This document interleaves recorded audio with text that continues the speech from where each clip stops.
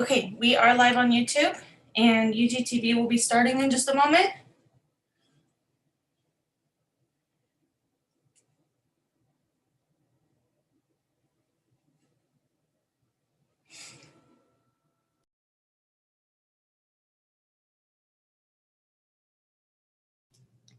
Mariah, can you give Gotzel the post?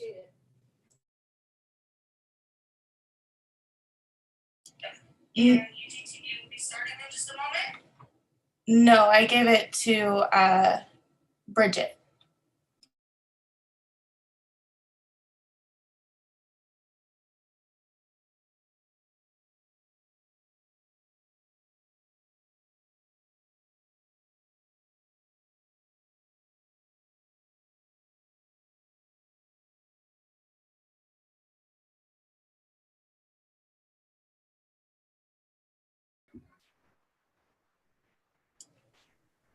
Okay, we are live on both platforms. Thank you very much. Before I call the meeting to order, I want to announce that due to COVID-19, individuals attend remotely. All participants joining by phone should mute their phones when not speaking, to avoid background noise. And during the meeting, please make sure that you announce yourself by name and title every time you speak, so the public that is participating knows who is speaking. This is critical given the number of remote participants and is current guidance from the Kansas Attorney General. Call the meeting to order. Would the clerk announce the meeting and call the roll, please? A special session is being held on Thursday, January 7th, 2021 at 5:00 p.m. regarding a COVID-19 update, Convention and Visitor Bureau's budget and marketing plan, and a casino and Schlitterbahn Vacation Village funds update. Roll call. Kane? Here. Markley? Here. Walters? Here. Philbrook? Here. Bynum? Here. Burrows? Here. Townsend? Here. McKiernan? Here. Ramirez? Here. Johnson? Here. Alvey? Here. Thank you. All right, we start off with a COVID-19 update. I turn it over to Mr. Bach to introduce staff. Thank you, Mayor Alvey, Commission.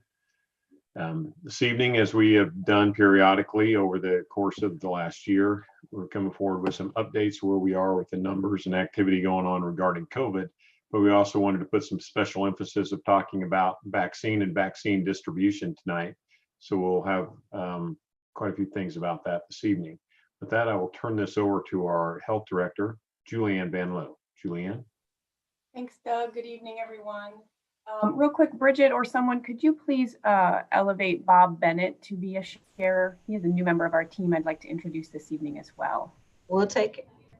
Thank you very much. All right. Good evening, everyone. Thank you for having us back for a COVID update. Dr. Greiner is unable to be with us this evening, but our Deputy Health Officer, Dr. Erin Corvo, is here. And as I mentioned, we'll be introducing a new important staff member that we have.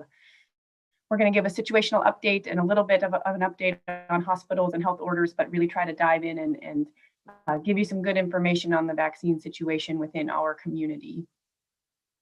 Bob, are you there? Yes, ma'am, I sure am. All right. Please go ahead and introduce yourself for the group. Certainly. Good evening, ladies and gentlemen. My name is Bob Bennett, and I've joined Julianne's team as the COVID-19 Vaccine Distribution Director. I'm coming to the UG after a 25-year career in the Army. Following the Army career, I served in local government over in Kansas City, Missouri, as the Chief Innovation Officer for Mayor James. Upon his departure, I went into private practice and jumped at the opportunity when Julianne asked me to come and join the team here in the UG and to be a part of making this solution. Been very impressed with what we've seen so far. We are at this point over 1% vaccinated of the county populace, which is awesome. And things are moving ahead pretty well. So look forward to working with you all. Thank you, Bob. We are honored and very happy to have Bob on our team. He has a great amount of logistics and tech and just so much experience. So you'll see him throughout the spring as we come forward and do vaccination updates for you all. So just a quick situational update of where we are today. We're still averaging about 91 new cases a day. We have had a few deaths in the last several weeks, so our deaths are not at zero on a rolling average, unfortunately. But I think perhaps most concerning today is that we're nearing a 40% positivity rate, which to us means a couple things. One, that the community spread remains rampant, and two, that we do not believe we are testing enough folks. The majority of folks who come to us for testing are already sick, experiencing symptoms, and sometimes several days into those symptoms. And so our call continues to be to please come get tested as soon as you're not feeling well or as soon as you believe you've been exposed. We are testing those who are symptomatic and asymptomatic, of course, as we have been.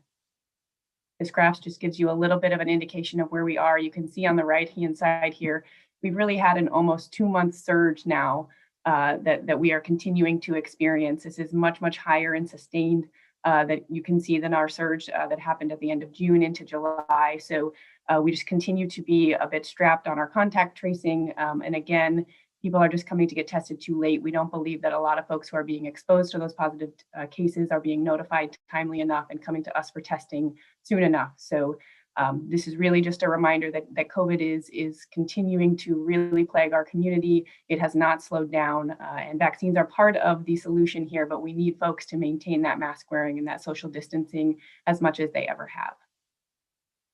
Again, a little bit of comparison of where we fall across the metro and the state. Again, as a reminder, we use case rates per 100,000. You can see on the right-hand side here where Wyandotte falls compared to Casey-Mo, Johnson County in the state. We are in a little bit of a better place than where we were comparatively a few months ago. We're not double the death rate, but again, we remain higher in terms of cases and deaths than those around us. And lastly, before we move on, just a reminder that what we're seeing right now in terms of who is becoming ill in our community, our younger population is really driving the spread. And I think this graph really tells it all. Our 10 to 19 folks have risen substantially in the last couple of months. Our 20 to 29-year-olds are really driving this the hardest. And even our 30 and our 40-year-olds are just seeing really high rates among those folks. So yes, you are still more likely to be hospitalized, to pass away from COVID if you are older, but it's our younger population that is really contributing to the sustainable spread that we have seen. I'm going to pass it to Dr. Corvo here for a moment, just to give a nod to the hospital situation. Go ahead, Doc. Thank you, Julianne. Just want to update a little bit about the hospital situation. We're seeing that in the past couple weeks, really in the past week for sure, our hospitalizations seem like they've been pretty steady, maybe a little bit down compared to the numbers right before the holiday season. That being said, we're unfortunately still seeing a lot of deaths, and I'll get into that a little bit more on the next slide. We at the health department are holding our breath, after two big holidays, the Christmas holiday and then the New Year's holiday. We know that a lot of people traveled, which is understandable, but we do hope that people took precautions. That being said, we are expecting the numbers to go up within the next 2 weeks. It's going to be really critical, and we'll be watching closely. Of course, as we see, cases unfortunately are up throughout the state of Kansas, and some small counties have been hit really hard. Next slide, please. We have some really good information out of KU Hospital. We know a lot about their numbers throughout the pandemic. And so these numbers are actually from the beginning of the pandemic to now. It is very interesting that we see that the mortality rate is pretty high there. It's almost 10%. So that means for the people who actually go into the hospital for COVID, unfortunately, 10% of those people die from COVID-19. Average age of people who are making it into the hospital for COVID is 57, and then average age of deaths is 66. Again, much older than that 20 to 30-year-old range, but unfortunately, we do think that that those younger people really matter. And really 66 isn't that old. Next slide, please. You can see here throughout the months of the pandemic that at KU Hospital, at least, through kind of November, December up to now, our hospitalizations are high and they're remaining high. And so again, we'll see what happens in the next couple of weeks. Unfortunately, projections are that these numbers are going to increase. The projections throughout the pandemic through the KU health system have never been wrong to this point. Next slide. As you can see here throughout the pandemic as well, a curve representing both number of admissions and number of deaths and mortality rate, which is remaining high and climbing. Next slide. I also want to let you all know that we've had a couple changes in one of our health orders. And specifically, this is the health order relating to our schools. And we've continued to work really hard with our superintendents. We talk with them at least weekly and are in close touch with them about a lot of different things. But we've continued to sort of take this position in the health department that we really want to try and get our kids back into school. We didn't know much about this at the beginning of the pandemic, and we were extra careful in Wyandotte County. But as we read more and more research about having kids back in school, we do think that it is safe to make some changes in our school health order. And so we've done that. A couple days ago, we released a new order that puts forth a more relaxed quarantine procedure. And so what this means, the airplane method, so to speak, is if we have a positive case in a classroom, we're not going to quarantine the entire classroom. We're going to quarantine those people who sit directly to each side and front and back of that positive case. We are offering more specific mask guidance to teachers and to our students. For the teachers, we're asking them to wear a higher grade mask. We're wanting to maintain spacing, the 6 feet distance for our middle and high schoolers.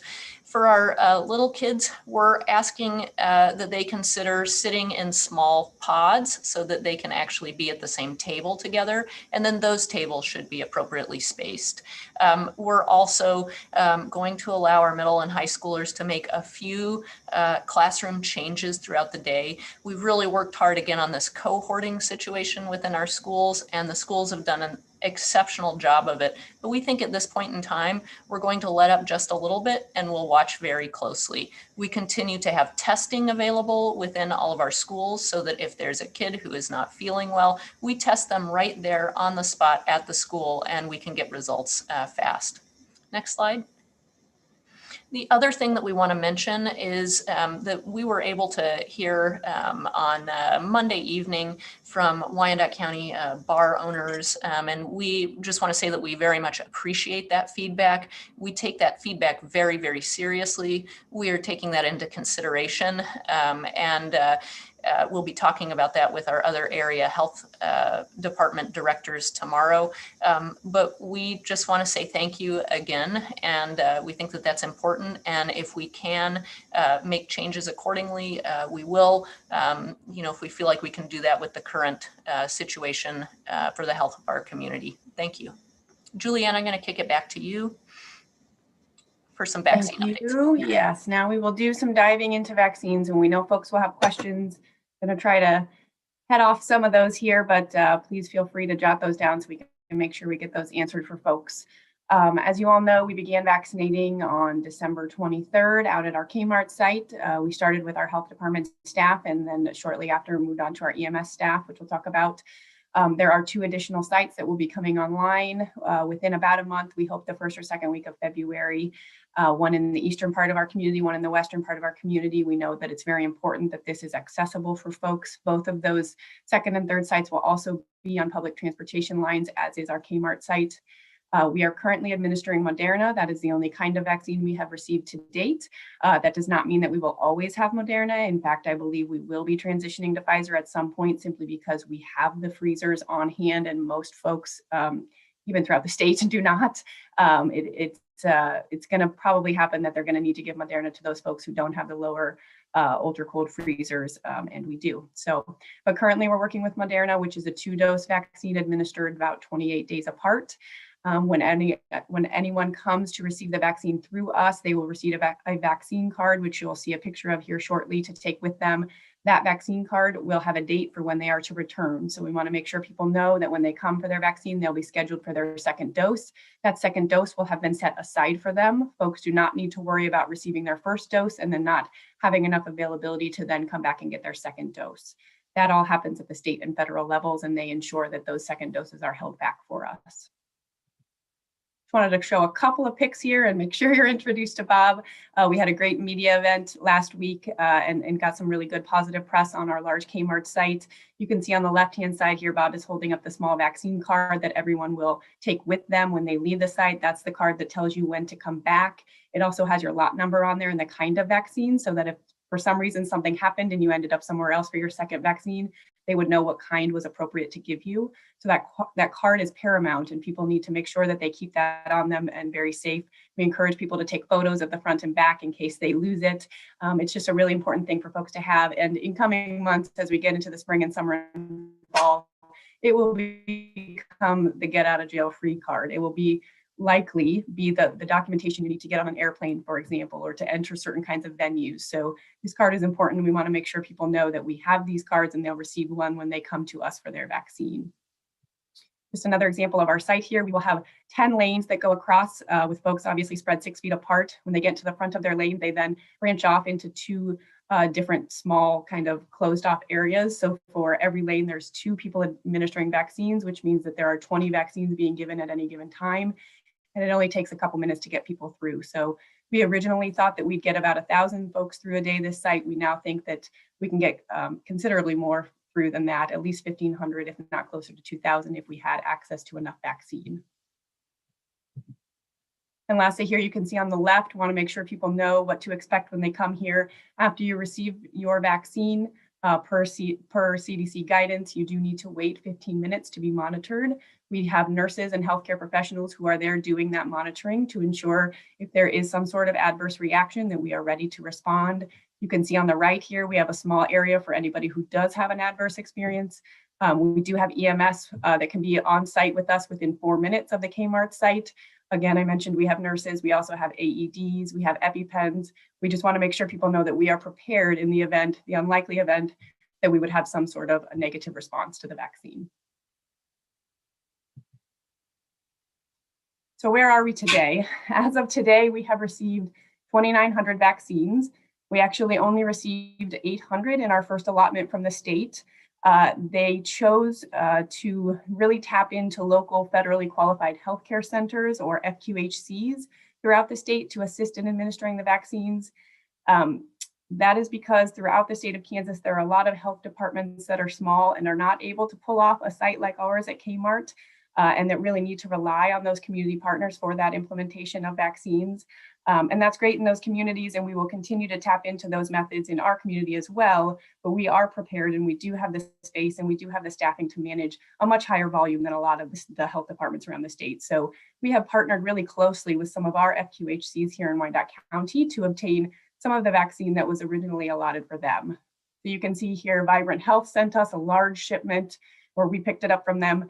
And just in the last 2 days, we've received another 400 and 500 from 2 other partners, Southwest Boulevard Clinic and Swope Health. So we're just incredibly appreciative to those 3 clinics. They did not have to give us or share with us their vaccine. All of those 3 healthcare providers believe strongly that this needs to get into the arms of our healthcare workforce. And so they have partnered closely with us to help us make that happen. So you can see here in the bottom part of the screen how many we've administered. As I mentioned, we started with health department staff and our EMS across the county, any EMS worker who wanted one. That was only a couple of hundred. And then we quickly moved to the broader healthcare associated workforce, and we vaccinated about 1,500 or so of those folks. And again, just as a reminder for people, the healthcare associated workforce is defined very broadly. This is primary care, this is oncology, this is dental care, this is mental behavioral care. Any really clinical setting where people are receiving healthcare is eligible. And not just the nurses and the doctors in those settings, but those who are cleaning the rooms, those who are translating, those who are registering clients, anybody who's in that setting who has the ability to be exposed to folks with COVID-19 are eligible to receive the vaccine through us at our Kmart site. So we have about 1,100 on hand right now, which looks like a lot. We want to make sure people know that we're not holding back.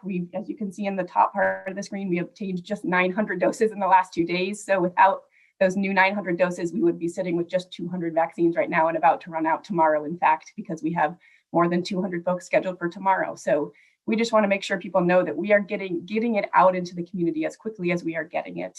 And it's our #1 priority to move this swiftly and efficiently. We do not know as of this particular moment when and how many vaccines we will receive from the state in our next allotment. We believe it will come next Monday or Tuesday is what they're indicating. We believe it will be more than the initial 800 that we got, but we don't know how much more. I don't know if it'll be twice as many or 3 times as many, or if we'll only end up with 1,000. So at this point, really our greatest barrier is just the unknown and needing to maintain flexibility as communications and vaccines just kind of trickle in. Wanted to spend a little time talking about prioritization, as this is top of everyone's mind.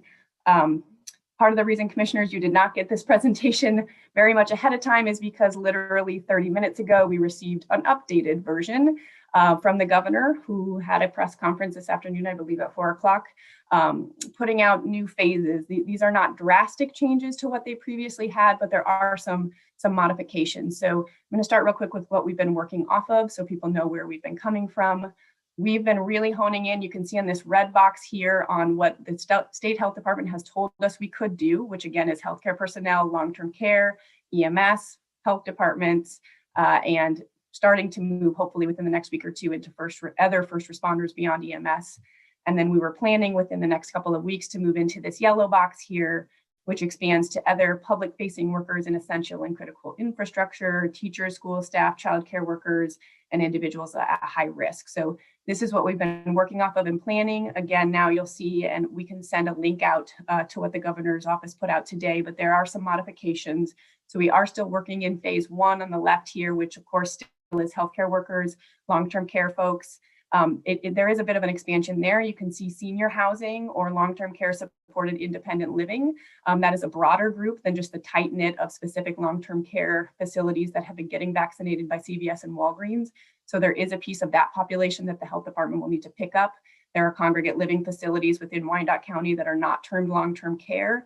They're supporting folks with disabilities or other folks who just need, who cannot live unaccompanied. So that's some work for us that we've got to figure out, but we have started doing that. We are putting together a drop teams that could be deployed on site to these congregate living facilities because we know a lot of the folks who live in those facilities are extremely difficult to transport, and that would be a significant barrier to them receiving the vaccine. So our hope is within the next, Bob, you may know more than me, but within the next week or so, we're actually deploying a team out into a few of those assisted living facilities that we know we need to support. Bob says, yes, a week. That's our goal. And then you can see the last bullet here on the left-hand column, workers critical to pandemic response continuity. This is a new addition to this phase 1 for us. We received a little earlier today, some information about our ability to now vaccinate some of our critical workers among our local government, some of those folks who we need in order to literally keep the power, the lights, the water clean, to keep us all physically and logistically running day to day. So that is opening up a little bit of an ability for us to support the vaccinations of some UG staff, of some Bonner and Edwardsville staff, who are really doing that critical infrastructure piece, keeping us all going. So we are undertaking that within the next few days, actually, hopefully some as soon as tomorrow. But again, we only became aware of that today, so we will launch that immediately. Just a few other things to note in this new tiering that the state has put out. Phase 2 now does include individuals aged 65 and up. Previously, they were going to limit it to 75 and older for a while. They decided to stick to 65. So we are engaging with our older populations and those who represent them. We have put together an older 65 and older representative task force for those folks. So we've engaged Area Agency on Aging. Commissioner Bynum has been a great new addition representing Shepherd Center and the work she does with our older folks. Some medical providers who serve the older folks out of KU and other providers. So putting together a team because we know that's a particular population that we need to try to communicate with and reach out to in particular ways, and that will have specific barriers that we need to meet. Again, other congregate settings, and then those high contact critical workers. Now we are waiting still for a little bit more detail on who's in that high contact critical workers. We do believe it will still include education, childcare providers, expanding who within City Hall and local government will have access to it as well. We will make sure to get you more information on those critical workers as soon as we have it. And then you can see here, it just expands from there. The third phase, moving on to younger folks who have severe medical risks and the last of the critical workers, and then eventually moving into age 16 to 64 with medical risks. And lastly, on to phase 5, the rest of the population 16 and older. So again, this new tiering system is very brand new to us. We'll share more information as we get it, but we are quickly adjusting our strategies as recently as the last 20 minutes to make sure that we're complying with this above all else. It's our intention to always be following what KDHE and the state puts forward in our methodology as we push this out as quickly as we can. And then lastly, before we wrap up, we know the million-dollar question on everyone's mind is how will I know when I can get it? It can be hard to know exactly where to go for the right information. Everybody has a different health history and is a different age and works in a different sector. And so everybody will be eligible for the vaccine at a different time. So what we are doing is putting up on our website, and I had really hoped to have a screenshot to share with you tonight that is a little bit more updated. But what you can see on this current screenshot is these blue buttons at the top that say COVID Hub, COVID-19 test info, and healthcare vaccines. We've already had a survey up on our website for healthcare workers who are eligible for vaccines, and we've been using that for the last 2 weeks, and it's been very effective at letting folks self-identify who's a healthcare worker who needs to be vaccinated. We will be adding a blue button here within the next day, actually probably before the end of the night here, that will be a blue button that it will be a survey available to everyone who lives or works in Wyandotte County. And when you complete that survey, that will put you in a database that will then allow us to contact you when we're ready for you. So that survey will have basic demographic questions. It will ask you how old you are, what pre-existing conditions do you have, what sector do you work in? Do you work in a sector that's considered essential? And if so, what kind of position do you have within that sector? Where do you live? So basic questions like that you would expect to be asked. And that information will come to us and we will put it in our database. And then when we're ready for you, we will get in touch with you. So for example, if you filled out the survey tomorrow and you're 70 years old and you put that in the survey, then in a few weeks when we're ready for the 65 and older population, you will be contacted directly to be scheduled. People can choose for themselves if they would like to be called, emailed, or texted. We want to make sure that there are options for how people can be communicated with. But really what we want everyone to know moving forward is that completing this survey is the best way for you to know when it's your turn. We know that not everybody has an iPhone or a tablet or internet, so we are working closely with 311 so that folks can call into 311 and have that filled out over the phone to reduce that barrier. We are also looking into other methods for how we have healthcare providers help get folks enrolled, how we get other social service providers to fill this out on behalf of people. So this really will be the one-stop shop. This survey will be your ticket to get into our system so that we can communicate with you when we're ready for you. Bob, what did I miss? Is there anything you'd like to add? That's the end of our formal presentation, but I wanted to make sure there wasn't any vaccine news I left out. No, ma'am, I think you're spot on with all the data there. The obvious key to this is continuing the engagement with residents as their turn comes up. To that end, we are collaborating with a local startup to create an interface by which people can either by making a simple telephone call or operating with the web or sending us a text message can get themselves registered. We anticipate that will be functional probably by the time we get into the later stages of the phase 2 deployments of the vaccine. We will likely have a pilot available for this audience to show you how it works within about 2 weeks. But I think full deployment probably will be during that phase 2 timeframe. That was completed today on paper. And so we're having our initial meeting with those guys tomorrow to actually get the work begun. And that's the only thing I hadn't had a chance to update you on, ma'am. Thanks, Bob. All right, Doug, Mr. Mayor, that's it for us, but happy to take any questions, of course. Thank you. Julianne, would you address whether and why it is necessary to continue to take the normal precautions of masking up and washing hands, even if you have been vaccinated? Absolutely. And Dr. Corvo, feel free to jump in. I think we are most concerned about, I mean, we want people to do that across the board, but we are most concerned about people letting their guard down after getting their first vaccine. So what the data and the trials show us that the first couple of weeks after you get your first vaccine, you have really very limited increased immunity to this. Really the first 14 days, the outcomes for folks who had the vaccine and those who didn't were almost identical. It's at that 14-day where your increased immunity starts to really grow and grow and grow until 2 weeks later when you get that second vaccine to where you're really around that 90% mark. And then within a couple weeks of that, we feel you have that 95 to 96% coverage. And so the first, kind of thing we need everyone to know is that between your first and second shot, you're really still at pretty high risk. Doctor, would you like to add anything? Yeah, one other thing I do want to add is we're still trying to understand, how, even though you're protected maybe by the vaccine, how it goes with spreading the virus to other people. And so what we think is best right now, until we figure that out, we just assume that you may be able to actually spread the virus, even though you have the vaccine yourself. And so that's really the big reason why we need to continue wearing our masks, again, as an act of courtesy and really love to your neighbors, put your mask on so that you don't spread it to them. We do want people to know, though, the CDC has put out formally that there is enough protection from the vaccine that after you receive the second dose, if you have been exposed to someone with the vaccine, you will not be asked to do that 14-day quarantine. And that's a really important piece. And it's a great incentive for folks, especially in the workplace, that after you have that second vaccine, you're around somebody, we won't be asking you to stay home and miss work and do all of that stuff. So that's important for people to know as well. Thank you. Commissioner Bynum? Thank you, Mayor. Julianne and your health department team, there's no quantity of thank yous enough for all you're doing. So please just continue to know how appreciated it is.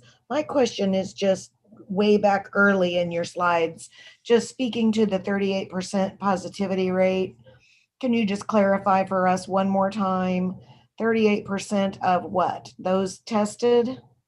Yes. So like if we're looking at today, for example, if 100 people came to the health department to be tested today, 38% of those came back positive. But the numbers we showed you were for the whole county. So anybody who got tested across the whole county, 38% are positive. And the question I guess I'm really trying to drill down to is when we say a 38% positivity rate, we are saying that for the duration of the pandemic. 38% from day one to now of those we have tested have been positive. No, the 38% positivity was on a 7-day rolling average. So that's what we're just averaging the last week. Okay. We did get down this summer down as low as 12 or 13% for a good 6 weeks or so. So we've certainly seen much, much lower than where we are right now. When we say 38%, we mean right now. Right now, over the last 7 days, on average, if you came for testing, 38% of you tested positive. Okay, thank you very much. Thank you. Commissioner Walters? Yes, thank you. Appreciate the presentation. I have just a couple questions, and there may just be too many moving parts still for you to be able to answer. But my question is, as you go through the 5 phases, do you have a rough estimate of what percentage of the population will be vaccinated as we move through those 5 phases? We do not. We have started to try to track down every demographic indicator we can using the census, using other data to figure out, how many folks work in grocery stores in Wyandotte, how many folks work in various sectors. Yeah. It is hard to find accurate, up-to-date information on that kind of a thing. So we just really don't. We're working under the assumption that the majority of Wyandotte County work in what you would typically call essential workers or essential jobs. And so we really think, by the time we get through that 3rd phase, we will have hit probably over 50% of our community of people who are willing to get the vaccine. But no, I have no good numbers on how many would be in each phase. Yeah, it was a long shot. I agree that it would be really hard to have all that information. So will the process be you'll move to the next phase and then keep that phase in operation until applications sort of taper off and then you move to the next one? Is that how you will move through the 5 phases? Or? We are completely at the will of the state on this. So we have been told we cannot move on to phase 2 yet. We have to keep doing our healthcare workers until they allow us to move to phase 2. In fact, we've heard I mean, we are hearing mixed messaging sometimes, but they are asking some communities who claim to be done with the vaccinating their healthcare workforce to give up their vaccines to give to other communities who are not done. So the state is really monitoring this heavily and not allowing various counties to move at super different rates than others. Well, okay. My second question, if we move into phase 2 and it becomes general knowledge throughout the community that if you're over 65, you're eligible for a vaccination, can people just show up and get a vaccination if they fall into that category, or do they have to figure out a way to do the survey? At this point, and this may change by next week, but at this point, we're going to try to push people to the survey to be registered. Bob mentioned we are working on a scheduling software so that people can actually self-schedule. But of course, again, we understand that relies on a level of technology as well, and we'll be offering phone banks and ways for people to call in to schedule too. But it's just really difficult for us to manage staffing and the thawing and the proper cold chain procedure for getting the vaccine to the right temperature and to go right into bodies if we just open it up and let any unknown number of people come. It's just too difficult with this particular vaccine that is a pretty finicky. So we will likely get to that anybody can come phase later, probably mid to late spring when we open up to broader populations. But at least for the phase 2, our goal is really to keep it tighter and ask for people to register and to get an appointment. Thank you. Ramirez?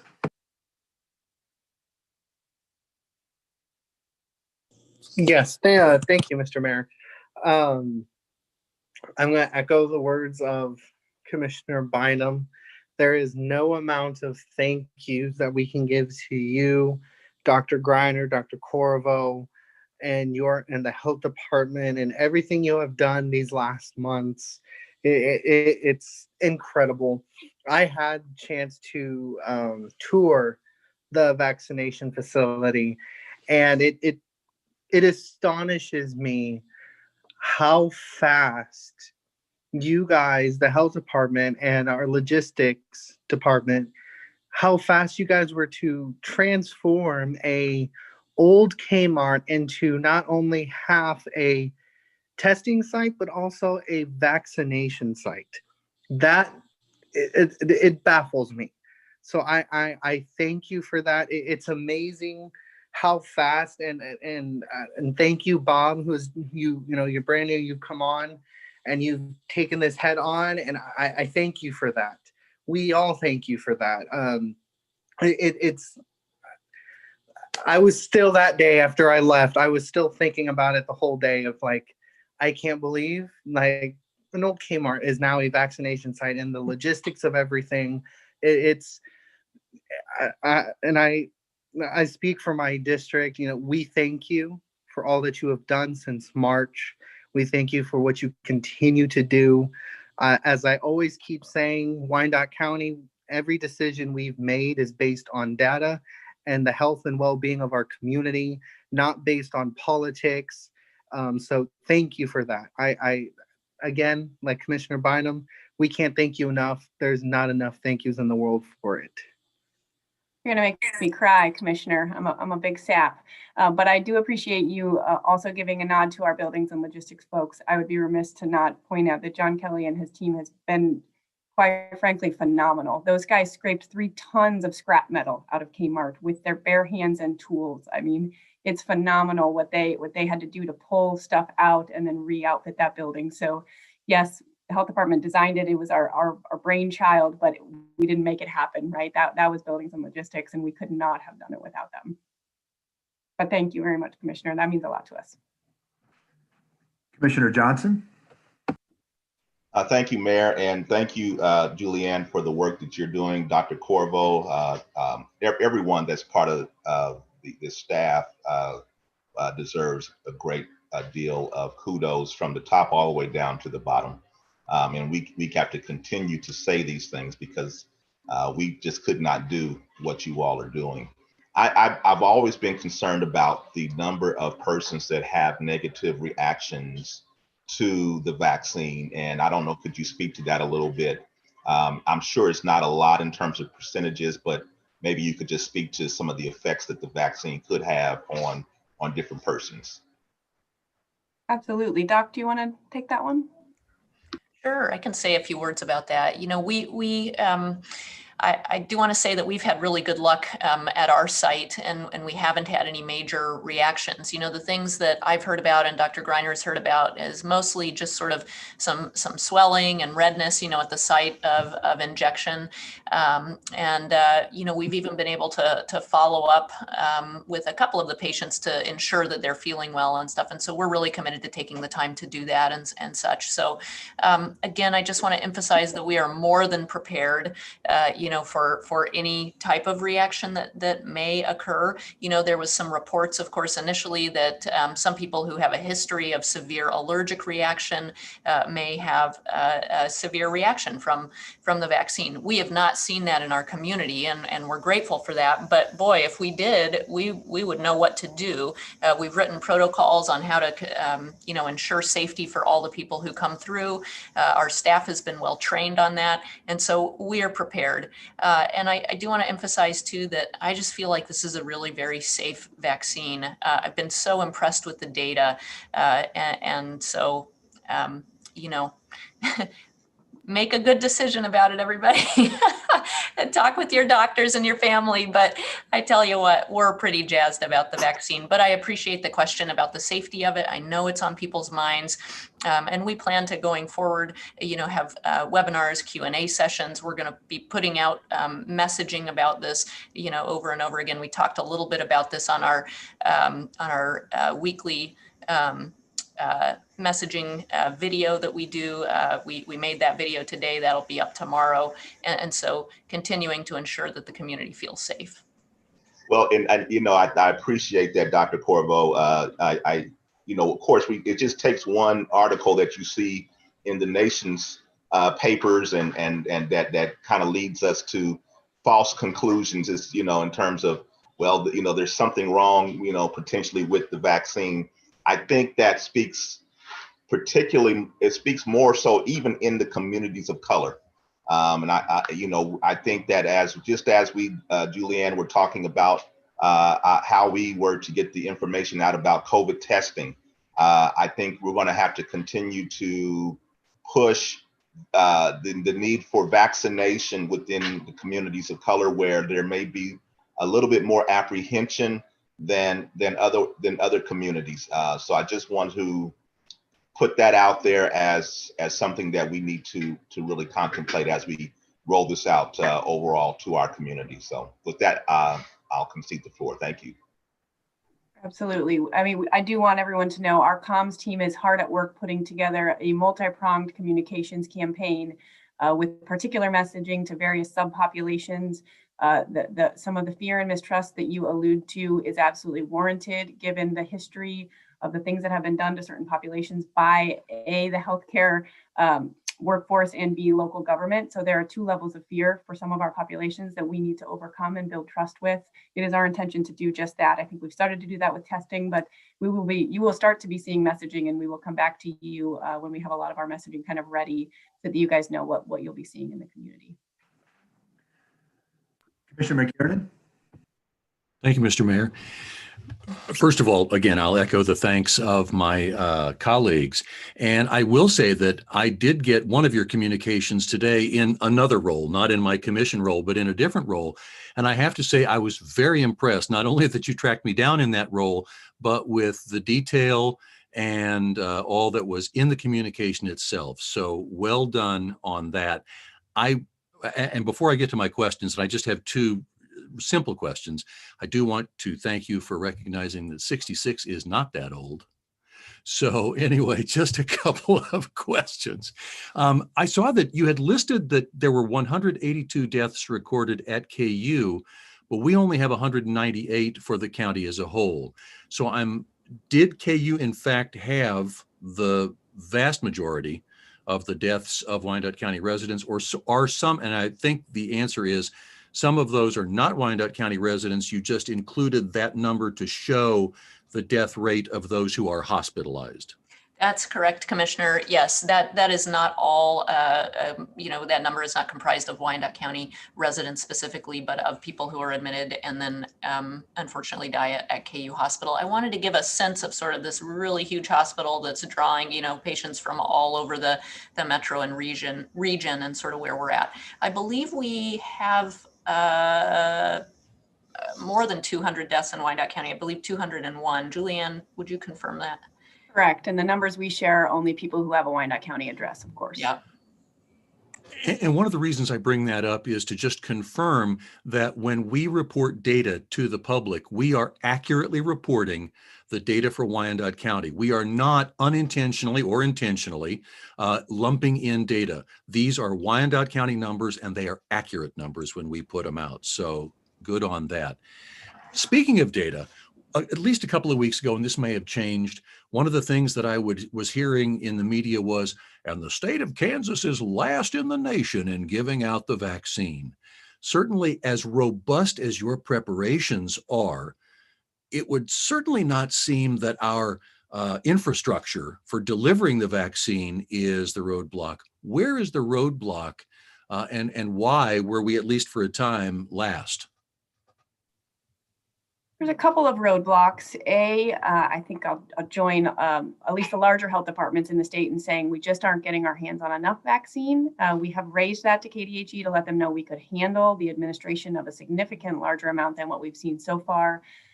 B, in their defense, there is a significant lag and troubles with the data reporting. So if you administer the COVID vaccine within the state of Kansas, you are required by law within 24 hours to enter the information on that individual into a surveillance system called WebIZ. Where the rubber hits the road is KDHE unfortunately did not do a very good job of training folks throughout the state who had never used that before. Now, we are well versed in that because we vaccinate all the time, and you also have to put flu and other vaccines into that. Now, there are folks who are vaccinating for the first time. They're trained healthcare providers, but they haven't done this kind of vaccinations, don't know how to use that system, don't put information in the right way. That either jumbles up the system or causes a several day lag. So I anticipate that you will see those numbers start to catch up here very quickly within the next week or so. Great. Well, I have to say that I visited the Kmart site and was thoroughly impressed with how robust the infrastructure is there. And I knew it had to be something other than our ability to deliver. So thank you so much. And Commissioner, I got to correct you. 66 is old. It won't be in 6 years. Commissioner Philbrook? Oh, heck, guys. Okay, let's not talk age, all right? I don't feel 66, but anyway, I really do appreciate all the hard work that our UG team has done. I mean, everybody in the health department, with our IPOs, with everybody else that are getting the word out, with people like Bob Bennett you're bringing on to help keep us coordinated. I guess that's kind of his job, isn't it, Bob? I don't know.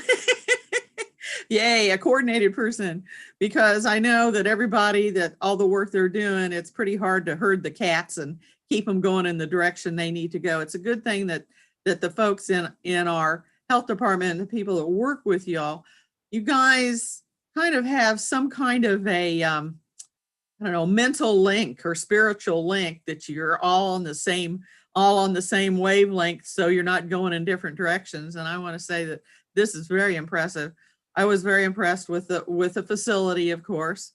And I will say, because I hit all three markers for being old and other things, that I did get my vaccination.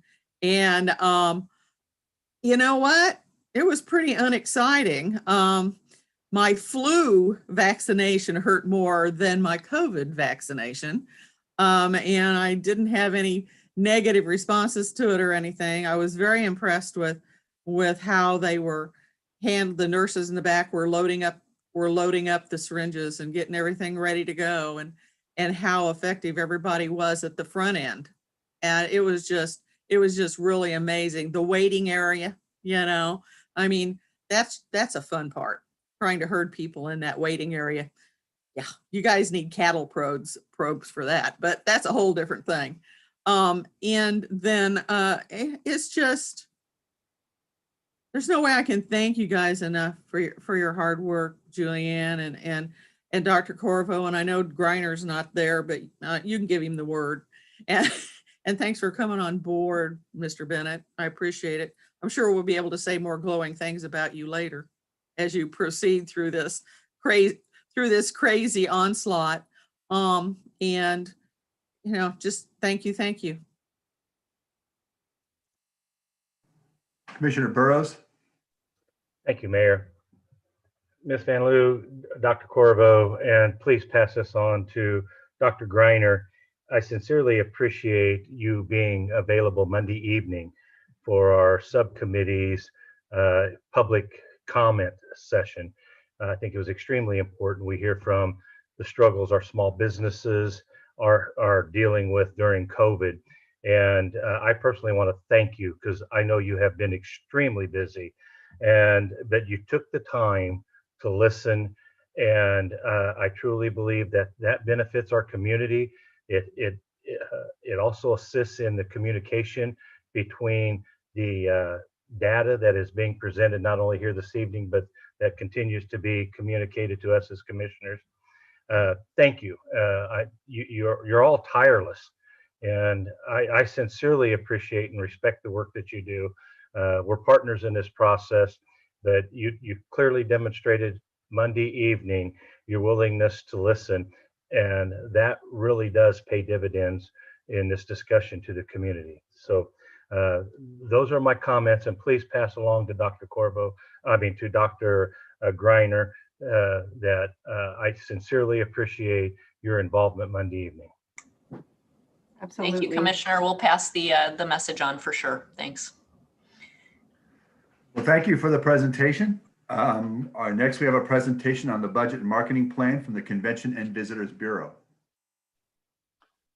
Thank you, Mayor. I'll ask that you promote Alan Carr up to panelist so he can offer this presentation from Visit KCK. This is an item that we are also adding to our agenda tonight for the approval of the budget, since we're getting the presentation this evening during this setting. I'll recognize Mr. Carr and let him offer the presentation. Alan?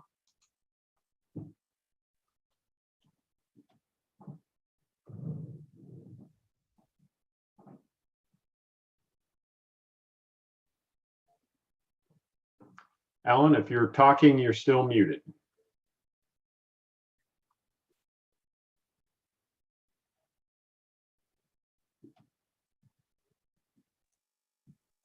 There you go. I apologize.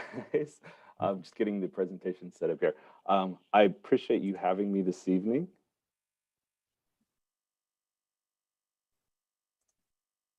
There we go. Can you all see my screen? We can. All right, wonderful. So I started here about a year ago, and this has been an interesting year, and I think it's after the presentation from the health department. Could you talk up a little bit, please? Absolutely, yeah. After the presentation from the health department, I know tourism is one of those areas that's been really impacted from COVID. Not only our tourism businesses, but a lot of the employees that work in the tourism industry. Here in Wyandotte County, we have a greater share than a lot of the metro of those employees. So we've really had to adjust what we're doing this year to make sure that we're taking into account what both our businesses are experiencing as well as those employees. So I want to share just a little bit about how tourism in Wyandotte County and Kansas City, Kansas has been impacted by COVID-19. And then I also want to share a little bit about what we've done this year to respond to the crisis, as well as what we've done to move us forward for 2021, and then what our plans are for this year.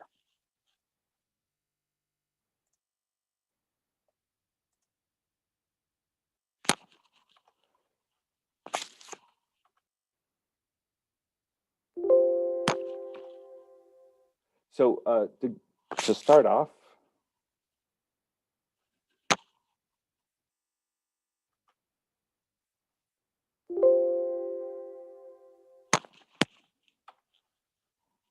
apologize. My screen seems to be frozen a little bit. There we go. So what's happened with tourism? If you look at the red line, you can see what's happened with visitation into Wyandotte County. One of the things we've done this year is invest in some new tools and some new research to help us better understand the visitors that come into Kansas City, Kansas. One of the new data sources we have is actually cell phone data. So we're able to get actual visitation estimates based on location data from cell phones. So this chart shows you based on cell phones that are registered more than 50 miles from Wyandotte County, how many of those were actually here. You can see the huge drop that happened when the lockdown started at March and how things picked up in late May into June. I think one of the interesting things we did see this year is typically in August when kids go back to school, we see a big drop off. You can see that in 19. That didn't happen as much this year, but we've steadily been behind where we should have for the year. In looking at it month by month and in looking at those locations that really most drive the most visitors into Wyandotte County, I think it's interesting to look at what some of those locations are. First, if you look at the 2020 data, you can see the huge impact in April. But overall, if you look over the last 2 years, you can see that the Legends tends to be the largest location, single location for visitation into Wyandotte County. That's in the pink. The yellow is Kansas Speedway and Hollywood Casino. Those are combined. You can see in April of 19 and October of 19, the impact that those races had then. We also see actually KU Med Center is one of the top areas as well for people from more than 50 miles into Kansas City, Kansas. If you look at Village West, where most of our visitors come into, you can see the true impact that COVID had. The first quarter, which was just slightly impacted in March, was down about 8%. The second quarter, though, with the shutdown, saw about a 65% decrease in visitation, and the third quarter recovered a bit, down about 32%. This data lags about 10 days or so, so we don't have fourth quarter data yet. On the hotel side, hotel numbers really follow what you saw there. So our occupancy for the year, at least through November, is down about is at 45%, which is down about almost 30% from where it was last year. We've also seen hotel rates decrease to an average of about $102. Usually that's closer in the $120 range. So that's down about 16%. And that means that hotel revenues for the year are down about 42% from where they were last year. This obviously then would have an impact on hotel tax collections here in Kansas City, Kansas. This chart shows you our estimation based on data we received from hotels of where that will be. So we estimate that will be down about 42%. And you can see which months, the months during the shutdown, which were most impacted. One bright spot, though, in some ways, is how we're performing compared to other areas.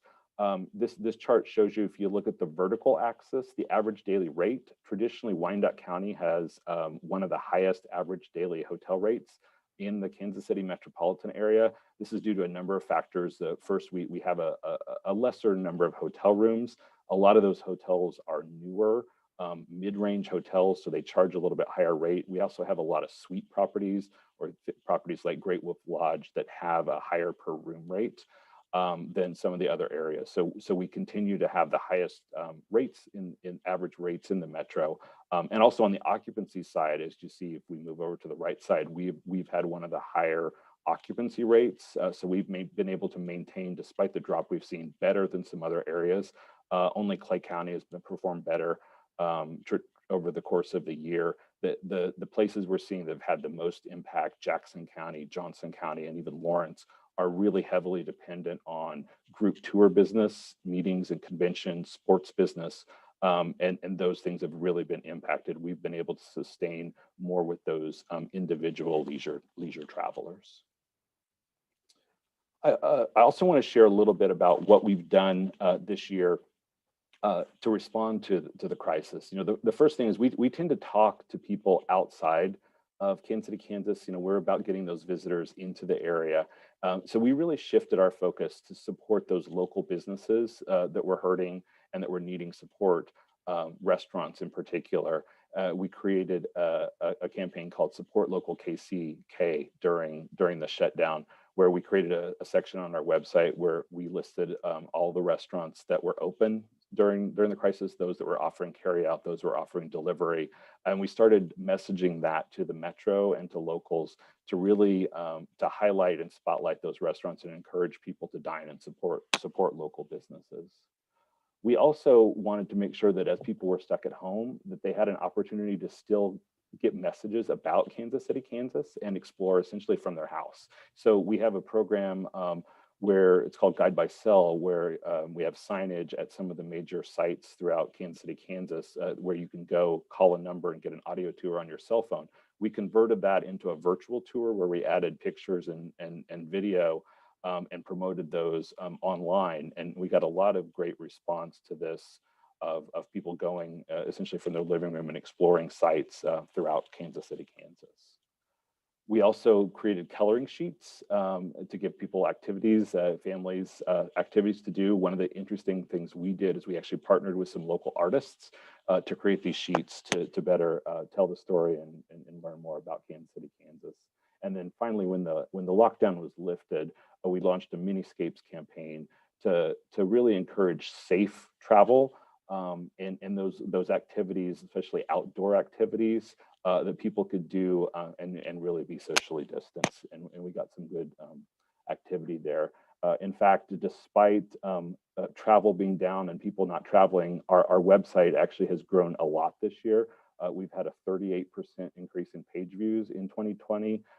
More people are visiting the site. We have more users and more new users. So we have seen increased interest this year, despite the lockdown with some of the programs that we've been doing. These efforts also just recently won us some awards. The Travel Industry Association of Kansas, we won first place for 3 of these programs in their recent awards program announced just a month ago.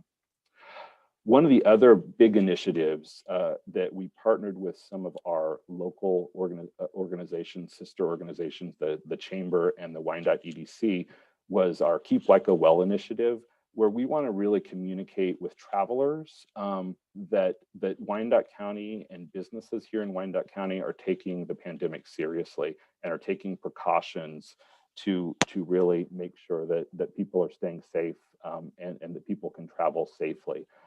We're grateful for the UG and helping give a grant to this program through the Chamber to help fund some of these efforts. We did an advertising program to help encourage businesses and residents to take this pledge that they'll follow the proper precautions, both as a business or as an individual, to keep themselves safe and do what they can to prevent COVID. We had some billboards, some videos that we created, as well as some Facebook ads, and we've seen a lot of businesses and individuals sign up for this pledge, and we continue to promote this program to get more people involved.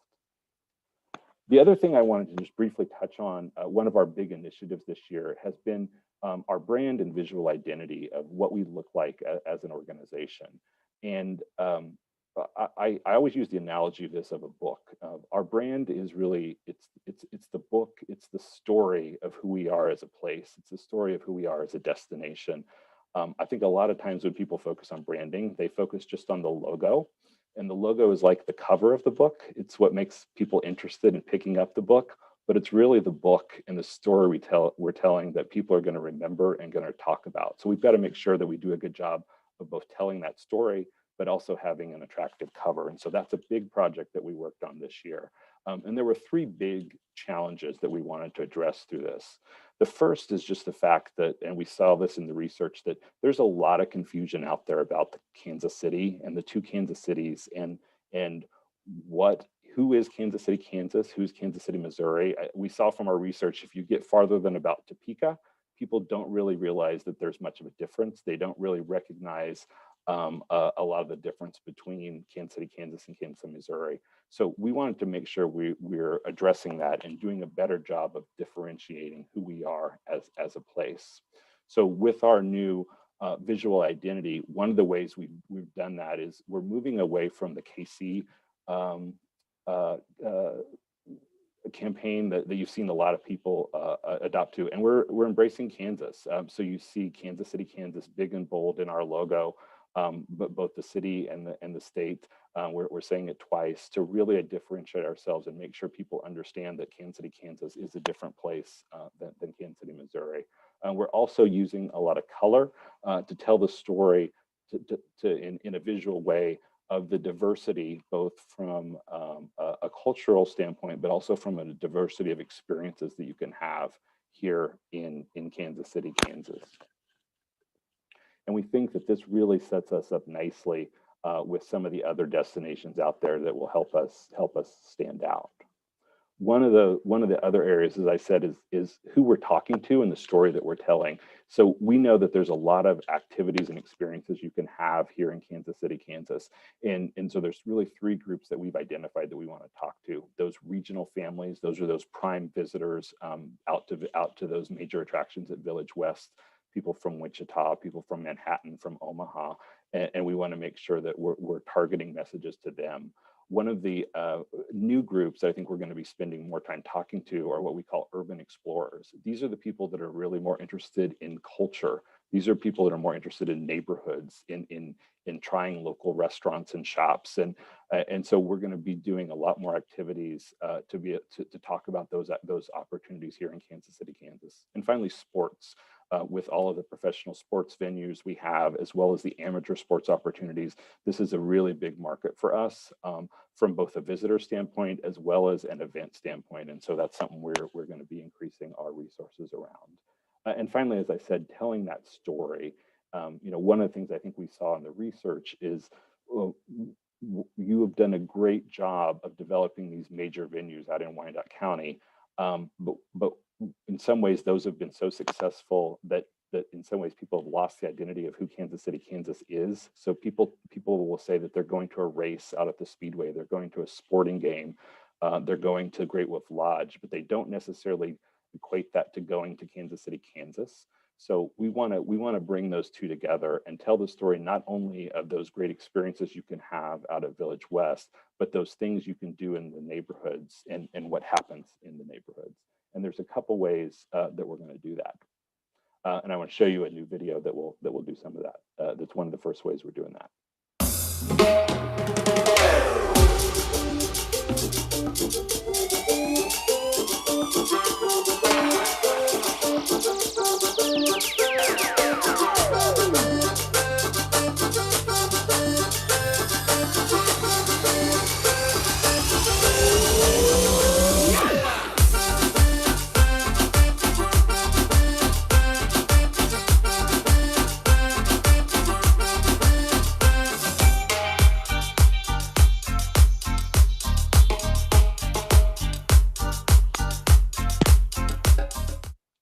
So we're going to be investing a lot more of our resources in marketing, in telling that story, in creating visuals and things that will tell kind of that story of diverse cultures and diverse experiences you can have.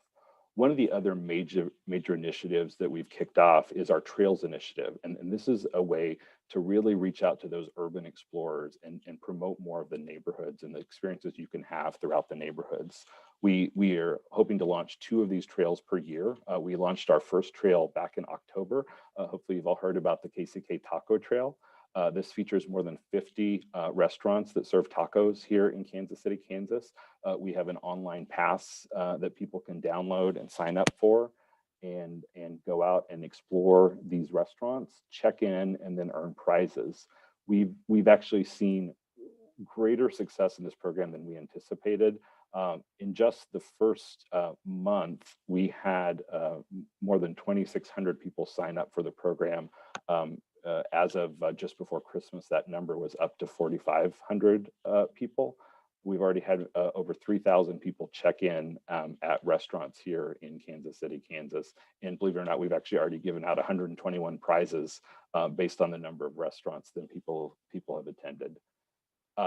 And this, as I said, was the first trail. We're actually working on the second trail which is going to focus more on the heritage and the histories of the peoples that settled here in Kansas City, Kansas. And we're actually doing that in partnership with Kansas City, Kansas Community College and a program they're doing that tells that history. And we're going to take that project and bring it out into sites throughout neighborhoods throughout Kansas City, Kansas. And lastly, I just want to briefly touch on 2021 and what our priorities are.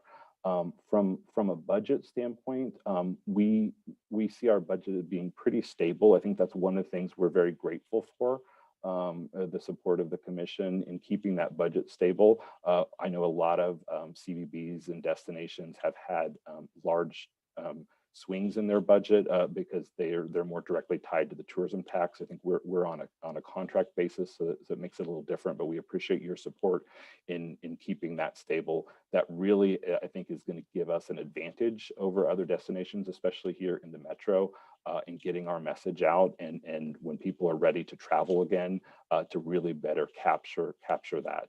In terms of how we spend that money, we are a sales and marketing organization. So we spend most of our dollars, 60% of our dollars in 2021, we plan to spend on our programming and sales and marketing. About 34% of that will go to staff and 6% of that to operations. In terms of our staff, we have grown our staff a little bit over the last year. We now have 7 people on staff, and we've really reorganized our operations around our main functional areas of marketing, sales, services, and community. That's one of the areas we've really seen growth in as we've needed to, especially during COVID, connect more with the local organizations and businesses. Just briefly, I want to just touch on some of those ways that some of those priorities for us. On the marketing side, as I mentioned, we want to increase our neighborhood promotion through our Trails program. We want to create new content that reflects the heritage, culture, and diversity here in Kansas City, Kansas. And then we're going to be updating all of our materials to conform with our new visual identity and brand. On the sales side, we are really focused on attracting events. We last year had gotten a special allocation from the UG to help attract events. This has not been a good year to do that in 2020, but we've rolled that program forward into 2021, and we have several events that we think we're going to have some success with. We also are working on a new sports strategy to attract some unique sports I think we're well positioned for, and we'll be putting together a plan, and we'll have some members of the community that will be able to weigh in on that. And then also with all of the new development coming online, we're working on sales plans around all of those developments to make sure we're ready to attract events to those new venues. I did mention our Opportunity Fund. We actually did book a big event just before Christmas. It's actually a catfishing tournament that will take place on the Kansas River out at Caw Point, and potentially also with a children's event out at Wyandotte County Lake.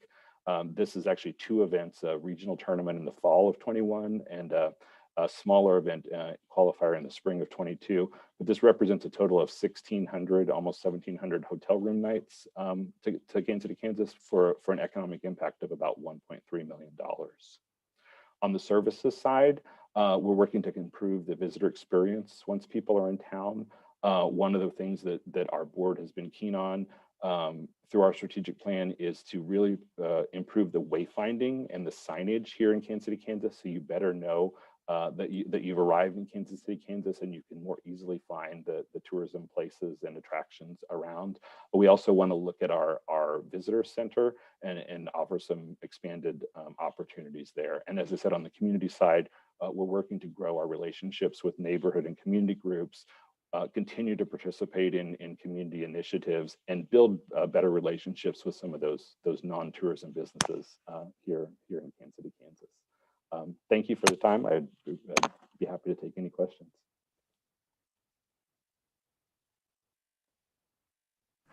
Thank you. Are there any questions or comments from the commission?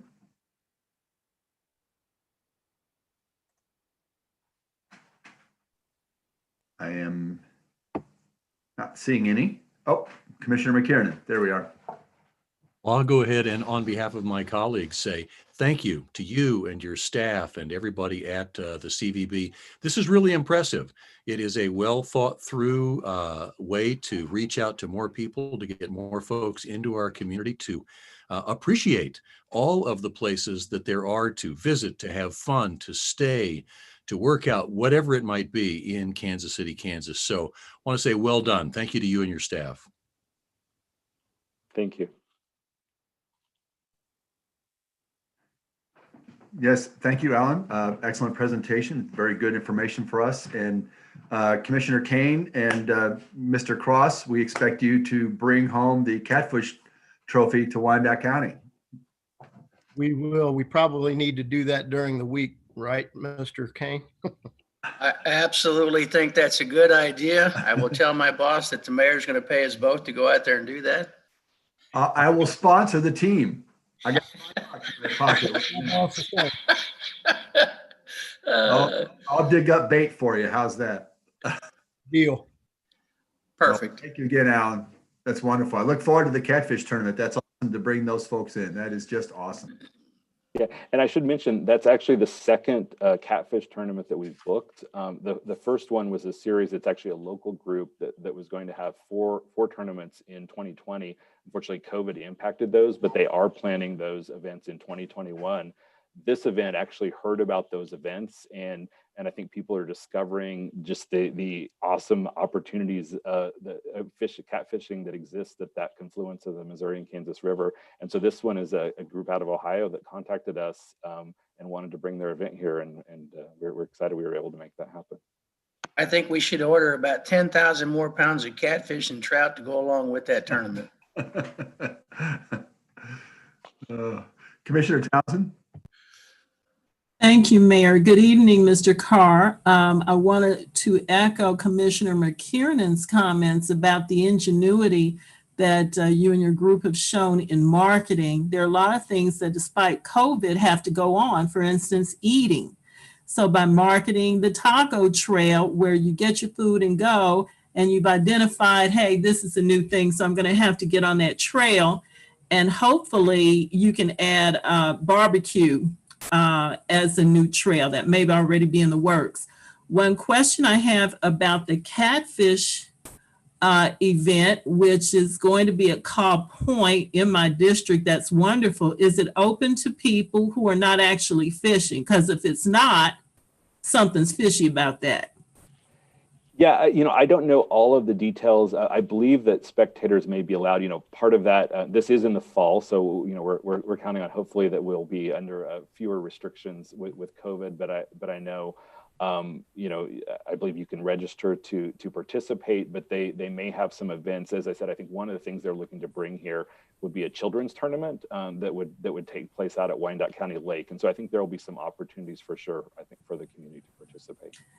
Do you have a specific date identified already for that tournament? I believe they are still finalizing that. They're looking at, I believe it's October, but we have a lot of events that happen in October, so we're making sure that it's an event that doesn't conflict with any other major events going on in October. Okay, again, I asked that question because traditionally October, and I think earlier than later in that month, had been the times that the Fairfax Industrial Association had sponsored its rodeo. Now COVID, put a kibosh on that this year. But if you have not checked with them, at least in giving them a heads up for planning, I think that would be worth it. I can email you the name of the president of that association. Otherwise, thank you and well done. Oh, one last question. The 60% that was shown on the pie chart of the percentage of your budget that goes to, what was that, operations? So the 60% is our marketing and sales efforts. So that's the money we spend on advertising, sales trips, trade shows, any of our programming to attract visitors and events. Do you have any comparison to that number for this year to prior years for that percentage? Yeah, it's pretty similar. I think in past years it may have been a little less, as I think we were our operations has always been between about 6 and 8%, but then there's been some shifts over the years between our personnel costs and our programming costs as we've added more personnel. Do you have any? I'm sorry. Do you have any idea how that may compare to other travel and tourism and bureau numbers for the amount spent on operations and advertising? Yeah, so like I say, in terms of operations, I think we're at about 6% of our budget. So we feel like we're being very thrifty with those dollars in terms of what we're doing. Typically, I think DMOs, destination marketing organizations, the bulk of their money goes into personnel. As I said, we're sales and marketing organizations, and so that's a lot of people-intensive things. So it tends to be split between personnel as well, and then those program costs, those advertising costs. And so I think we're pretty similar, but I could certainly get you a better comparison with some of the other organizations. I'd appreciate that. Thank you very much. All right. Thank you, Mr. Carr. And that brings us to our last item, the casino and Schlitterbahn Vacation Village funds. Turn over to Mr. Bach. Thank you, Mayor. And again, I'll just note with Mr. Carr leaving that we did put his approval of his budget on tonight's agenda, and a reminder that we have a couple of our commissioners that set on that agenda or set on that board throughout the year to listen to everything as we go through it. Next up is one that we decided to put on here for discussion with additional money coming in from Schlitterbahn in more of a one-time allocation for this year. We thought it would be good to set this out and have some early discussion before we were in a decision-making mode or in the time frame when we would start asking for applications for grants to discuss how we may be spending this year and make sure we have the right direction from the governing body. With that, I'm going to turn this over to Mr. Cross, who has been in charge of helping to administer this program for the past couple of years. Emmerich? Thank you, Mr. Bach. I appreciate that. Can everybody hear me okay? Yes. Okay. Thank you. Mayor and Commissioners, good evening. Emmerich here, County Administrator's Office. After being here for 28 years, I thought I'd try something different tonight. And instead of coming to you asking for funding, I thought we would come to you and talk about how we allocate some funding. So we have a good problem to have tonight. And I'd like to go through that with the UG Hollywood Casino grant process. So what has happened, thanks to Catherine Carter and Doug Bach through the Home Field project out off State Avenue, the old Schlitterbahn, our annual Hollywood Casino contribution's $500,000, but they were able to negotiate that we received the 2019 allotment from Schlitterbahn, which is $175,000. And also the 2020 amount due, which was $200,000, for a grand total of a one-time allocation for $375,000. So the aggregate total, as you can see, is $875,000. Now we have an agreement with the Greater Kansas City Community Foundation, and their fee to help us distribute these funds is $22,500. So that leaves us with a total amount of $852,500 for this year. Now, with that being said, what are our options? We listed 4 options here, and I'll go over them with you that we thought maybe we could entertain with you on deciding how we did want to allocate these funds. One option that we came up with is just to allocate all the additional funds of $375,000, the additional funds in 2021. As you know, this was a COVID year, and I want to make sure to point out that the nonprofits that these goes to, I was talking with Commissioner Bynum earlier in the week, the nonprofits that depend on these monies have had a very tough year, along with everybody else, including ourselves. But I would be remiss if I didn't mention that. A second option we can look at is dividing the additional funds for this year and into the future years, either this year and next year, this year and a couple of years down the road, however the commission would want to do that. Or we could take this opportunity with a lump sum of $375,000 and allocate it, the additional funds, towards a one-time special project or program. That's a pretty good lump sum of money, and it would probably have a pretty good impact if we did that on a certain program or a special project that we would like to allocate that to. And finally, we're here to solicit any other options from the mayor or commissioners on what we would like to do with this additional $375,000 this year. Like I said, we'll have $500,000 for sure, and up to $875,000 minus the $22,500 to Greater Kansas City Community Foundation this year. So Mayor, I'd like to turn it back over to you for discussion and any of the options you would like to discuss, or any new options that the commission would like to discuss to disperse these funds.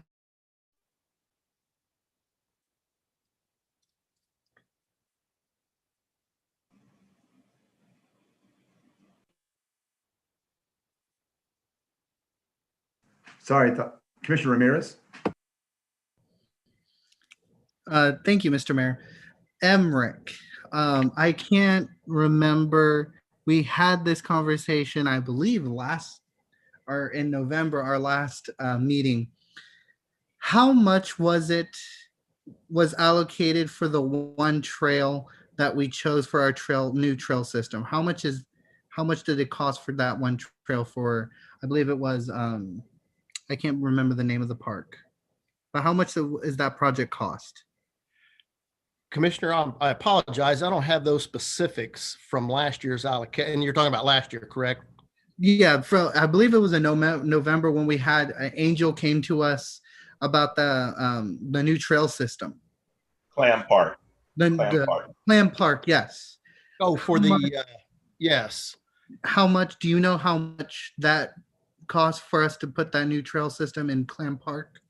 Well, it was the beginning phase of several phases, and no, I cannot, but I don't want to speculate on that, but I can find that out and I'll certainly get that to you. I apologize for not having that.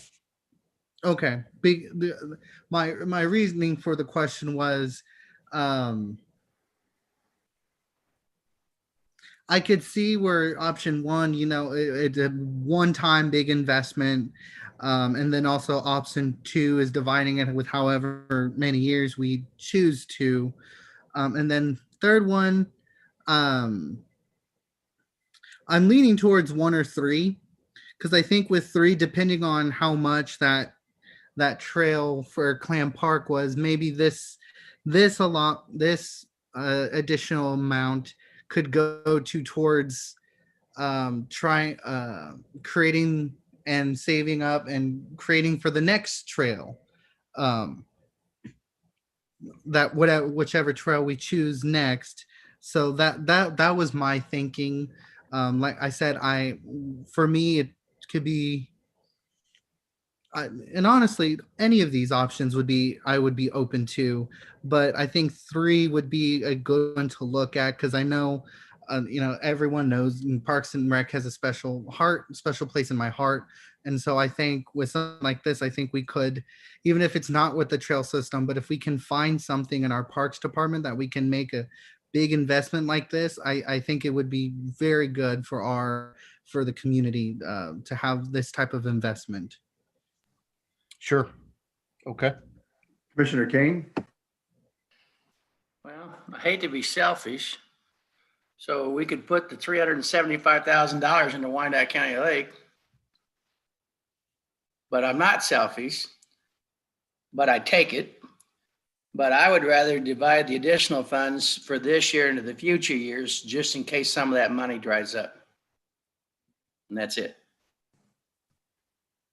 Commissioner Markley.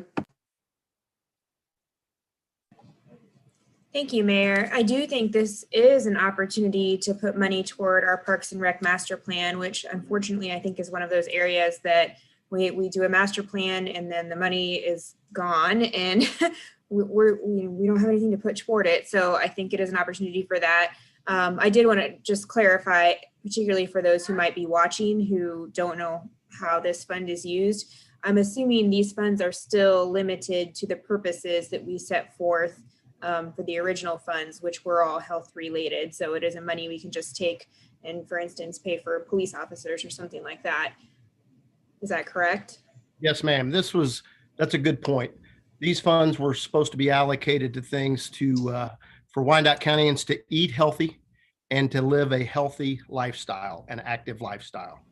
So that's what we would Great. like. Yeah, so yeah, I just wanted to clarify that. I'm really, personally, I'm fine with any of these options. You know, we want to spend the funds in the best way possible, but I do think it is an opportunity for us to put some money toward that master plan, and we might not have that opportunity again in the immediate future. So just my thoughts. Okay, thank you. Commissioner Walters? Yes, thank you. I'm responding, I guess, to a comment about the COVID issue this year and the facts that a lot of the charities that help the most desperate in our communities are really struggling. I think there's a need this year that's greater than in past years. So my first preference would be to distribute the entire amount under the same processes that we normally do. However, if there's a compelling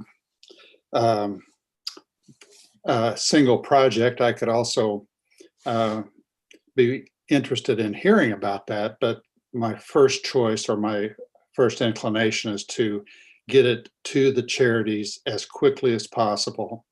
Do not hold it in our bank accounts for future years, because the need is obvious and the need is very urgent in our community. Thank you. Thank you. Commissioner Burrows? Thank you, Mayor. I'll pass on to Melissa Bynum. Oh, thank you, Commissioner. I agree that the need is great. I had commented to the mayor several months ago, the suggestion of maybe dividing it in half, you know, half in 21, half in 22. I'm talking about the additional funding. Commissioner Walters is correct. The need is great. And I still have a lingering desire to not spend it all at one time. And I'm putting forward an option of carrying 100,000 of the 375,000 into 22 to add to the 22 casino fund. That's the suggestion I'm making. Thank you. Commissioner Philbrook? Well, I agree with everybody, but the problem is I don't have enough money to spend for everybody. So the additional 375,000, I know that we really do need to put money toward our parks, but I also know that, as Commissioner Walters said, we are in dire need for our community, for our folks that are of need. And we definitely don't have enough money for that. If somebody knows of money that I don't know of, hey, please jump out there and donate it. But I kind of move toward that. Maybe put hold back the 100,000 for future year and put everything else in this time, so we can give out more money to the organizations that have been taking care of our community. That's where I am on this. Commissioner Burrows? Thank you, Mayor. Well, I'm going to take a little bit different approach, and I appreciate my colleagues' comments because I believe there's some validity in all the comments that have been made. I'm one that would like to see the money put into, quote, a lockbox or a trust fund, and possibly utilize it to pay off another amount of money that we may borrow to put towards these projects over a 10 or 15 year period, and utilize those dollars as a way to pay off the bonds or the debt necessary to meet these projects and or organizations' requests. I believe $375,000 is a good lump sum of money that is not spoken for, and in my opinion, it'd be prudent to lock it up and save it for a time and spread it around all over different projects. I believe it would, over a 20-year project, it could pay the limited amount of dollars necessary to pay off a bond and or pay off additional funding. It's something that the state has utilized over the years and has been extremely effective in meeting the needs of local communities and or local projects. Just food for thought, but all the recommendations have merit, Mayor. Commissioner Bynum? Thank you, Mayor. Just to Commissioner Burrow's comment, I would ask that we check with legal on a plan like that, just because we've had a good look in the past at what our agreement with Hollywood Casino states. There's a very specific paragraph in that development agreement that regulates how the money is to be spent. So unless I misunderstood, but I think that it's specifically for nonprofits. Sorry. And if I may, Mayor, I would just state that I would encourage legal to do that, but I would say this is a unique situation. These dollars didn't come from that. These dollars come from a development agreement. These are different dollars. So I'm just stating that I think this is an opportunity for us to lock up those additional dollars and utilize them on a larger purpose to meet the needs of not only not-for-profit, but Parks and Recs. I believe we can find that these dollars did come from a different source, from a development agreement versus the casino revenues. Commissioner Johnson? Oh, boy. Oh, boy.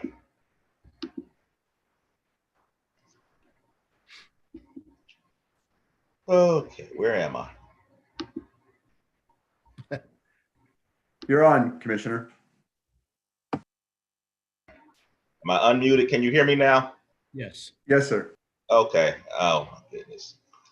I'm thrown off here. Emmerich, if my math is correct, with the additional roughly $352,000, that would equate to roughly about an additional $32,000 per commissioner and mayor. Is that correct? Is my math correct on that? If we broke that 852.5 among 11, it's 77,500. Okay, 77. Right. That's exactly. Okay, so that's about them. I think I'd lean towards Commissioner Walters' recommendation. I know for a fact that there are a lot of small nonprofits who have been deeply affected by COVID and desperately need additional funding. And even though additional 32,000 is not a lot of money, it would be to a lot of these organizations that we support. However, I would be remiss though not to endorse Commissioner Ramirez's recommendation on paying off the trail at Clam Park. Just a thought. And Commissioner, I'd like to interject. Commissioner Ramirez, that was $200,000 for that first phase. Angel has told me. And so you still have some money left over then. That's all. Commissioner Townsend? Thank you, Mayor. I'm inclined to want to see the money used for the purposes that we are all familiar with the casino grant fund. Even though this development agreement is the current vehicle, they are, through which we're getting these funds, it's still identified as casino grant money. Therefore, I would think that we would still be bound by the requirements for the use of casino grant funds. I would be inclined to see the money divided over a couple of years, only because people are going to have these organizations are going to have, some are going to make it and some may not. And so I was just thinking it might be more prudent to divide it over a couple of years, but I wouldn't be averse to, if we decided as a body to allocate it all at once. The concern I have with doing a special project goes back to when we as a commission changed the way almost 6 or 7 years ago as to how we allocate casino grant funds. At one time, the projects were proposed to us as a board had no reference to division by district, and that raised some concerns. And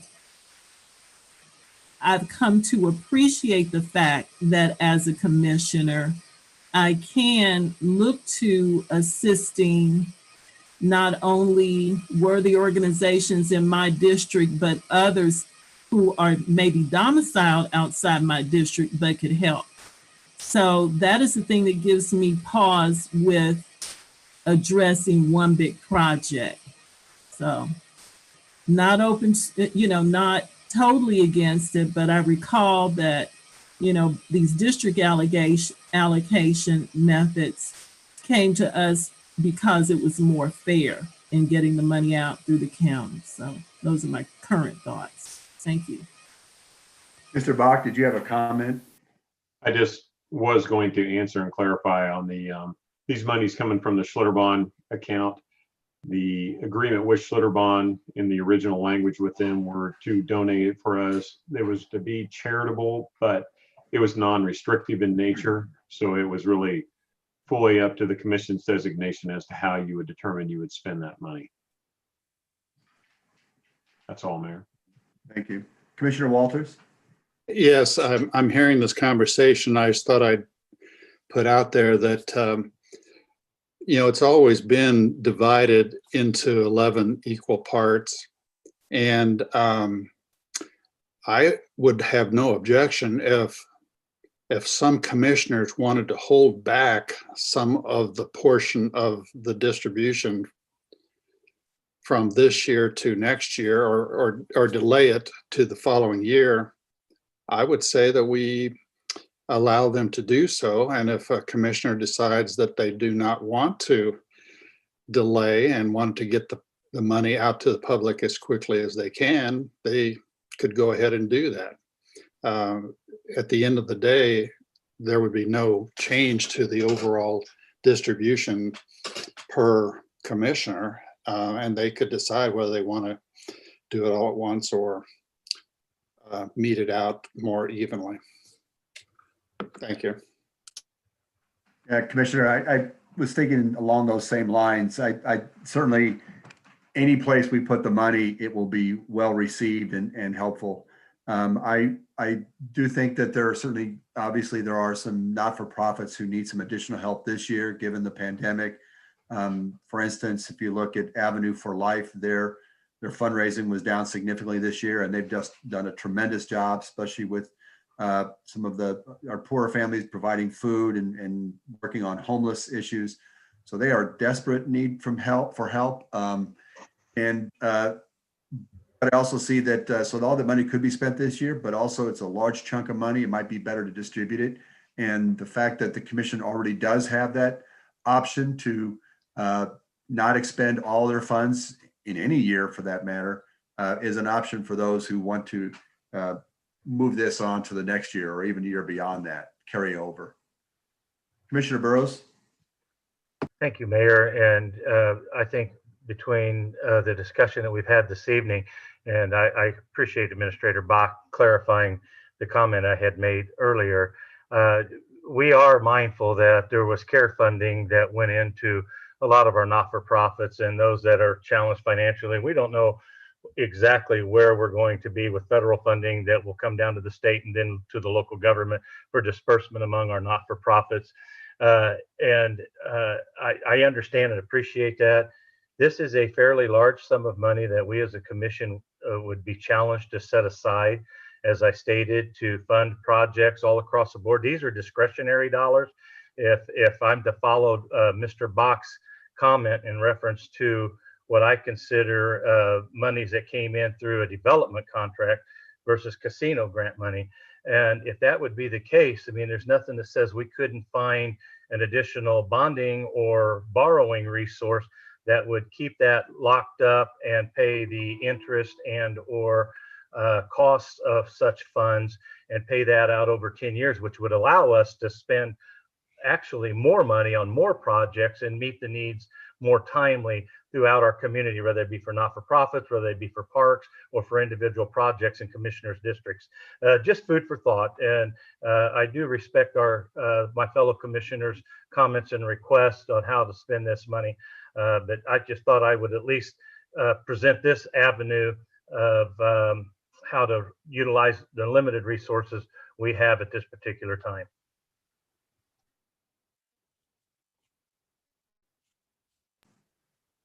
Okay, that seems to be it on comments. I think we'll be pursuing this further. I'm trying to think what would be the best way to move this forward.